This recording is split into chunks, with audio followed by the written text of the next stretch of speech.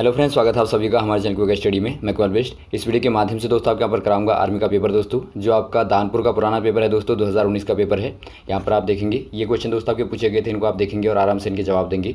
और देखिए, शुरू करने के पहले छोटे से एक दरख्वास्त करना चाहेंगे दोस्तों, यदि आपने हमारे चैनल को सब्सक्राइब नहीं किया अभी तक तो प्लीज़ हमारे चैनल को सब्सक्राइब कीजिए और बेल आइकन को प्रेस करना ना भूलेगा, ताकि हमारे वीडियोस के नोटिफिकेशन आपको प्रथम प्राप्त हो सके। तो आइए शुरू करते हैं दोस्तों, आराम से आप इन क्वेश्चन को देखें और सभी क्वेश्चन को दोस्तों आप नोट कर लेंगे।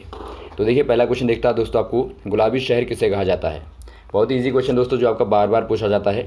गुलाबी शहर किसे कहा जाता है, लखनऊ को, मुंबई को, जयपुर को या कोलकाता को। ये दोस्तों जयपुर को कहा जाता है, सभी को पता होगा। और ये दोस्तों राजस्थान की राजधानी है, कैपिटल है दोस्तों। अगला क्वेश्चन यहाँ पर देखिए, पाली भाषा किस धर्म से संबंधित है। पाली भाषा दोस्तों आपको बताना है कौन से वाले रिलीजियन से संबंधित है, या आपके बौद्ध से या जैन धर्म से या हिंदू धर्म से या फिर सिख धर्म से। ये दोस्तों यहाँ पर देखिए बौद्ध धर्म से संबंधित हो जाएगी दोस्तों। ऑप्शन नंबर आपका ए वाला सही हो जाएगा, क्योंकि बौद्ध धर्म के दोस्तों बहुत सारे जो प्रवचन मिलते हैं या फिर बहुत सारी जो आपके ग्रंथ मिलते हैं दोस्तों, वो पाली भाषा में मिलते हैं। तो इसीलिए आप बोल देंगे पाली भाषा बौद्ध से संबंधित है। अगला क्वेश्चन यहाँ पर देखिए दोस्तों, पंचतंत्र के लेखक कौन है।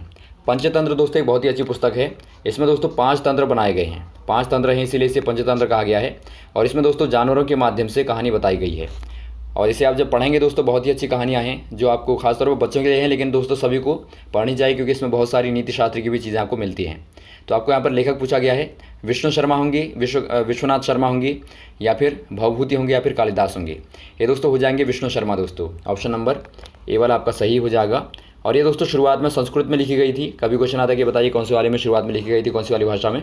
तो शुरुआत में आपकी संस्कृत में लिखी गई थी दोस्तों, बाद में से हिंदी में परिवर्तित किया गया, ट्रांसलेट किया गया है। अगला क्वेश्चन यहाँ पर देखिए दोस्तों, तराई का द्वितीय युद्ध पृथ्वीराज चौहान किससे हार गए थे। दोस्तों यहाँ पर देखिए तराई के मुख्य 2 युद्ध जो आपके हैं दोस्तों, पृथ्वीराज चौहान और मोहम्मद गौरी के बीच में दोस्तों, वो आपको पता होने चाहिए। तो यहाँ पर देखिए दोस्तों, आपका प्रथम युद्ध हुआ था 1186 में दोस्तों। इसमें पृथ्वीराज चौहान की विजयी हुई थी, लेकिन बाद में दोस्तों एक षड्यंत्र रचा गया, जिसमें मोहम्मद गौरी के द्वारा पृथ्वीराज चौहान की दोस्तों हार हुई थी। तो ऑप्शन नंबर आपका बी वाला सही हो जाएगा। पृथ्वीराज चौहान दोस्तों मोहम्मद गौरी से हार गए थे, और ये आपका दोस्तों 1192 की बात है। तो ये दोनों ही आपको पता होने चाहिए। अगला क्वेश्चन यहाँ पर देखिए दोस्तों, यूनियन जैक कहाँ का राष्ट्रीय ध्वज है। बहुत ही अच्छा क्वेश्चन है दोस्तों, आपको बताना है यूनियन जैक दोस्तों कहाँ का नेशनल फ्लैग है, कहाँ का राष्ट्रीय ध्वज है। अमेरिका का होगा, ब्रिटेन का होगा, फ्रांस का होगा, जापान का होगा। ये दोस्तों ब्रिटेन का है। ऑप्शन नंबर आपका बी वाला सही हो जाएगा। और हमारे देश का दोस्तों तिरंगा है, आपको पता होगा, तिरंगा हमारे देश का हो जाएगा। अगला क्वेश्चन यहाँ पर देखिए दोस्तों, दिल्ली चलो का नारा किसने दिया। दोस्तों यहाँ पर देखिए एक स्लोगन आपका बहुत ज़्यादा आता है दोस्तों, जो आपके मुख्य जो भी नारे हैं उनको सभी को आपको याद रखना है, ताकि दोस्तों जो भी पूछा जाएगा आप आराम से बता दें। तो यहाँ पर देखिए दिल्ली चलो का जो आपका नारा दिया था दोस्तों, किसने दिया था आपको बताना है। सुभाष चंद्र बोस ने, या बाल गंगाधर तिलक, या लाल बहादुर शास्त्री, या फिर पंडित जवाहरलाल नेहरू। ये दिया था दोस्तों सुभाष चंद्र बोस ने। ऑप्शन नंबर आपका ए वाला सही हो जाएगा। और एक दूसरा नारा दोस्तों इनका बहुत जो पॉपुलर है, जो बहुत मुख्य है, वो आपका होता है, तो मुझे खून दो मैं तुम्हें आज़ादी दूंगा। तो ये भी आपको पता होना चाहिए। और बाल गंगाधर तिलक का क्या है दोस्तों, आज़ादी मेरा जन्मसिद्ध अधिकार है और मैं इसे लेकर रहूँगा। तो बाल गंगाधर तिलक का आपको पता होना चाहिए। अगला दोस्तों आप लाल बहादुर शास्त्री जी का भी एक महत्वपूर्ण वाला आपका जय जवान जय किसान, तो ये भी आपको पता होना चाहिए दोस्तों।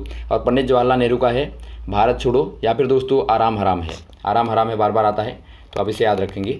अगला क्वेश्चन यहाँ पर देखिए दोस्तों, सरदार सरोवर परियोजना किस नदी पर स्थित है। सरदार सरोवर परियोजना दोस्तों आपको बताना है कौन सी वाली नदी पर स्थित है। नर्मदा पर, गोदावरी पर, या ब्रह्मपुत्र पर, या फिर गंगा पर। ये दोस्तों नर्मदा पर स्थित है। ऑप्शन नंबर आपका ए वाला सही हो जाएगा दोस्तों, नर्मदा पर, जो आपका दोस्तों गुजरात में पड़ता है। और ये दोस्तों यहाँ पर देखिए बहुत ही मुख्य डैम है, सरदार सरोवर जो डैम है दोस्तों, यहाँ से बहुत सारी इलेक्ट्रिसिटी दोस्तों सप्लाई होती है। अगला क्वेश्चन यहाँ पर देखिए, भारत में सबसे बड़ा पेट्रोल कारखाना कहाँ है, कौन सा है। भारत का सबसे बड़ा पेट्रोल कारखाना दोस्तों जामनगर, या फिर असम, या डिगबोई, या कोई नहीं। ये दोस्तों आपके यहाँ पर देखिए जामनगर हो जाएगा दोस्तों, जो आपका एक ज़िला पड़ता है गुजरात का। तो ऑप्शन नंबर ए वाला दोस्तों आपका जामनगर सही हो जाएगा। अगला क्वेश्चन यहाँ पर देखिए दोस्तों, चंद्रमा पृथ्वी का चक्कर कितने दिन में लगाती है। आपको बताना है दोस्तों, चंद्रमा पृथ्वी का चक्कर, आपको पता होगा दोस्तों चंद्रमा क्या है दोस्तों, पृथ्वी का एकमात्र प्राकृतिक उपग्रह है। उपग्रह मतलब दोस्तों जो आपके ग्रहों के चक्कर लगाते हैं उनको आप बोलते हैं उपग्रह, अर्थात सैटेलाइट बोलते हैं आप इनको। तो ये दोस्तों प्राकृतिक उपग्रह है पृथ्वी का एकमात्र। तो आपको बताना है कि सूर्य का चक्कर, पृथ्वी का चक्कर कितने दिन में लगाएगा, 20 दिन में, या 15 दिन में, या 25 दिन में, या 28 दिन में। ये दोस्तों यहाँ पर देखिए अप्रॉक्सीमेटली दोस्तों 27 दिन और कुछ घंटे में लगाता है दोस्तों। तो यदि आप दिनों में कहेंगे तो आप 28 दिन कह देंगे। ऑप्शन नंबर आपका डी वाला सही हो जाएगा, 28 डेज में दोस्तों लगाता है। अगला क्वेश्चन यहाँ पर देखिए दोस्तों, हेपेटाइटिस ए किससे संबंधित है। आपको बताना है दोस्तों, हेपेटाइटिस ए जो आपकी बीमारी है, ये कौन से वाले ऑर्गन से, कौन से वाले अंग से संबंधित है। यकृत से हो जाएगी, हृदय से हो जाएगी, या मस्तिष्क से, या फिर गले से। ये दोस्तों यहाँ पर देखिए यकृत से हो जाएगी दोस्तों, अर्थात लिवर से दोस्तों हो जाएगी। ऑप्शन नंबर आपका ए वाला सही हो जाएगा। हेपेटाइटिस ए है, बी है, या फिर दोस्तों आपका पीलिया है, ये सभी आपके यकृत को दोस्तों प्रभावित करते हैं। अगला क्वेश्चन यहाँ पर देखिए दोस्तों, बॉल पेन किस पर कार्य करती है? जो बॉल पॉइंट पेन होती है दोस्तों, तो किस पर कार्य करते हैं, कौन से वाले प्रिंसिपल पर, कौन से वाले सिद्धांत पर कार्य करते हैं, आपको बताना है। शांता पर, पुरुषोत्तम पर, प्रत्यास्थता पर, या फिर कोई नहीं। दोस्तों यहाँ पर देखिए जब पेन को आप घिसते हैं दोस्तों, तो ये आपकी पृष्ठ तनाव पर कार्य करती है, अर्थात सरफेस टेंशन पर दोस्तों कार्य करती है। तो ऑप्शन नंबर आपका बी वाला सही हो जाएगा दोस्तों, जो एक द्रवों का गुण होता है दोस्तों। अगला क्वेश्चन यहाँ पर देखिए, शरीर रचना विज्ञान को क्या कहते हैं? दोस्तों यहाँ पर देखिए जो आपका शरीर रचना विज्ञान है दोस्तों, तो उसकी जो आपकी स्टडी होती है उससे आप क्या बोलते हैं? ये दोस्तों आपका एनाटॉमी होगा, या साइकोलॉजी होगा, या क्रिस्टोलॉजी होगा, या कोई नहीं। ये दोस्तों आपका एनाटॉमी कहलाता है।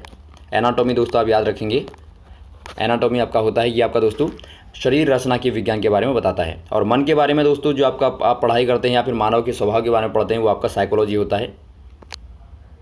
अगला क्वेश्चन यहाँ पर देखिए दोस्तों, गतिज ऊर्जा का गणितीय सूत्र क्या होता है? दोस्तों यहाँ पर देखिए जो आपकी काइनेटिक एनर्जी होती है दोस्तों, उसका आपको मैथमेटिकल फॉर्मूला बताना है क्या होता है। मान लीजिए दोस्तों कोई पार्टिकल है जो m द्रव्यमान का है दोस्तों, और v वेलोसिटी से गमन कर रहा है, चल रहा है। तो इसके लिए दोस्तों यहाँ पर देखिए जो आपकी ऊर्जा होती है चलते हुए पिंड के लिए, वो आपकी दोस्तों ऊर्जा गतिज ऊर्जा कहलाती है। तो इसी को आपको बताना है दोस्तों क्या होती है। 1/2 mv होगा, या फिर mgh होगा, या फिर 1/2 mv² होगा, या फिर mv होगा। ये दोस्तों आपके यहाँ पर होता है ऑप्शन नंबर सी वाला दोस्तों, 1/2 mv²। और ये दोस्तों यहाँ पर देखिए आपका m जो है अब आपको बता दिया गया, यहाँ पर द्रव्यमान होता है, और v आपकी वेलोसिटी होती है। तो ये दोस्तों आपका होता है। और ऑप्शन नंबर जो आपका बी वाला दिखता है दोस्तों आपका mgh। mgh क्या है दोस्तों? mgh आपका होता है स्थितिज ऊर्जा का, अर्थात जो आपको पोटेंशियल एनर्जी होती है दोस्तों। मान लीजिए जब कोई पिंड चलता हुआ दोस्तों विराम अवस्था में आता है, तो विराम अवस्था में आते ही दोस्तों जो आपकी काइनेटिक एनर्जी थी, जो आपकी गतिज ऊर्जा थी दोस्तों, वो आपकी पोटेंशियल में अर्थात स्थितिज ऊर्जा में दोस्तों कन्वर्ट हो जाती है। तो उस समय का फॉर्मूला जो आपका होता है mgh आपका होता है। और mv दोस्तों आपका क्या होता है? संवेग होता है। mv द्रव्यमान गुणा वेलोसिटी दोस्तों आपका क्या होता है? मोमेंटम होता है, अर्थात संवेग होता है। अगला क्वेश्चन यहाँ पर देखिए दोस्तों, कैलोरी किसका मात्रक होता है? कैलोरी दोस्तों यहाँ पर देखिए कार्य का होगा, बल का होगा, ऊर्जा का होगा, या फिर शक्ति का होगा।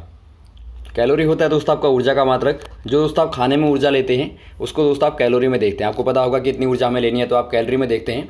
तो यहाँ पर देखिए दोस्तों आपका ऊर्जा का मात्रक आपका जूल भी होता है, लेकिन आप जो खाते वाली ऊर्जा लेंगे दोस्तों वो आपकी कैलोरी में होती है। तो ऑप्शन नंबर आपका सी वाला सही हो जाएगा। अगला क्वेश्चन यहाँ पर देखिए दोस्तों, पेंसिल में पाया जाने वाला भूरे रंग का पदार्थ क्या होता है? पेंसिल में दोस्तों आपने देखा होगा जो आपका लिखने वाला भाग होता है दोस्तों भूरे रंग का होता है, ब्राउन कलर का होता है। तो क्या होता है आपको बताना है। कोयला होता है, ग्रेफाइट होता है, या अमलगम होता है, या फिर कोई नहीं। ये दोस्तों आपका होता है ग्रेफाइट दोस्तों। ऑप्शन नंबर बी वाला सही हो जाएगा। जो दोस्तों क्या होता है, कार्बन का अपर रूप होता है, और विद्युत का दोस्तों चालक होता है। अगला क्वेश्चन यहाँ पर देखिए दोस्तों, भारी जल का अणुभार क्या होगा? आपको भारी जल का अणुभार बताना है। सबसे पहले दोस्तों आपको भारी जल का फॉर्मूला पता होना चाहिए। ये आपका होता है D2O, अर्थात ड्यूटेरियम ऑक्साइड होता है दोस्तों। और यदि आपका नॉर्मल जल का आएगा वो आपका H2O होता है। अब देखिए आपको यहाँ पर दोस्तों अणुभार पूछा गया, भार पूछा गया दोस्तों, तो आप निकाल देंगे। दोस्तों यहाँ पर देखिए जो आपका D दिखता है दोस्तों, ये आपका ड्यूटेरियम है, जो हाइड्रोजन का दोस्तों एक समस्थानिक होता है, आइसोटोप होता है। तो D का दोस्तों जो आपका अणुभार होता है वो आपका 2 होता है। तो 2 हो गया दोस्तों, गुणा D2 है तो आपका 2 कर देंगे आप, प्लस O का जो आपका अणुभार होता है दोस्तों आपका 16 होता है, 16 होता है। तो 2 गुणा 2 आपका 4 हो गया, प्लस आप 16 करेंगे तो आपका 20 आ जाएगा। तो ये दोस्तों आपका 20 होता है। ऑप्शन नंबर आपका सी वाला सही हो जाएगा। और वैसे दोस्तों यदि आप नॉर्मल जल का निकालेंगे, यदि आप दोस्तों H2O का निकालेंगे तो क्या हो जाएगा दोस्तों? H2O का आपका होता है, H का दोस्तों आपका 1 होता है, 1 गुणा 2 करेंगे आप, प्लस 16 कर देंगे, 16 कर देंगे तो आपका 18 आएगा। तो ये दोस्तों आपका 18 होता है, 18 होता है भारी नॉर्मल जल का, और भारी जल का दोस्तों आपका 20 होता है। इसीलिए दोस्तों इसे आप भारी जल कहते हैं। तो ये रहा दोस्तों आपका महत्वपूर्ण क्वेश्चन का कलेक्शन जो आपने यहाँ पर देखा। उम्मीद आपको अच्छा लगा होगा दोस्तों। ये आपका पुराना पेपर था, और भी इस प्रकार के क्वेश्चन को आपको लगातार बताते रहेंगे, हमारे साथ बने रहेगा। और वीडियो यदि आपको अच्छा लगा हो दोस्तों, आप जरूर लाइक करें, शेयर करें, और चैनल को सब्सक्राइब करना ना भूलें दोस्तों, ताकि आपको इस प्रकार की वीडियोज़ लगातार मिलते रहें। Okay, thanks. जय हिंद, जय भारत।